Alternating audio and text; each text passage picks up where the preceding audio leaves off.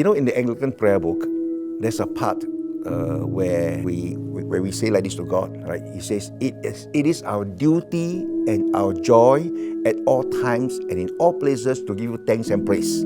Our duty and our joy. It's a strange packaging of words together. Duty and joy. And we often think of duty as burdensome, right? But duty can be joyful, right? Because we are serving the Master, we are serving our Creator, you see. So if we think of worship in terms of the surrender of life. Now, some people say surrender is not a very good word. Okay, the liberation of life, right? It's the liberation of our life to serve God's purpose. So I would say that if our thinking is shaped by Holy Scripture, many things in Scripture make sense, such as the surrender of life, right, to serve God's purpose.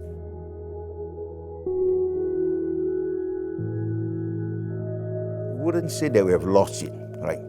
I would think that it is important that we go back to Holy Scripture and allow Holy Scripture to shape, right? To shape our thinking. And once Holy Scripture shapes our thinking, we recover everything that is there. Everything is given to us in Holy Scripture to shape our lives. So I wouldn't say we have lost it, right? I would say that we need to emphasize on the need for acceptable worship. Hebrews 12:28. Because we have received a kingdom that cannot be shaken, therefore let us with gratefulness offer to God acceptable worship or acceptable service. Now the fact that the word acceptable is there tells us that there is such a thing as unacceptable worship, right? And unacceptable worship essentially is idolatry. So anything that hinges on idolatry is not acceptable to God. So in fact, I would say that one of the worthwhile endeavor for us who are followers of Jesus Christ is to study clearly from Scripture on the whole topic of worship and idolatry, because worship is the most important gift that God gives to humanity, right? Because with biblically defined worship, or worship as defined by Scripture as the way God created us to function, we relate to God at the norm, because we were created as worshippers.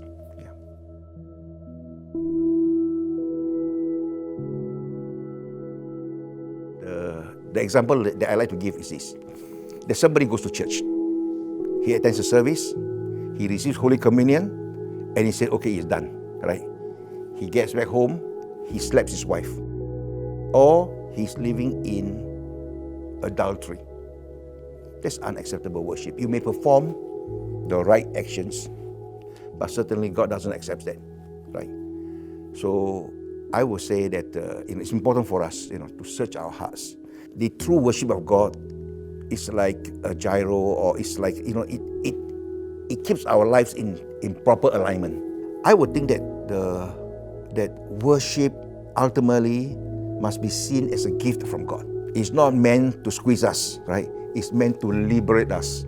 So if we serve God's purpose, it's not that God has pressed us into service, right? It is God has freed us to serve Him, instead of just serving ourselves or serving our ambitions.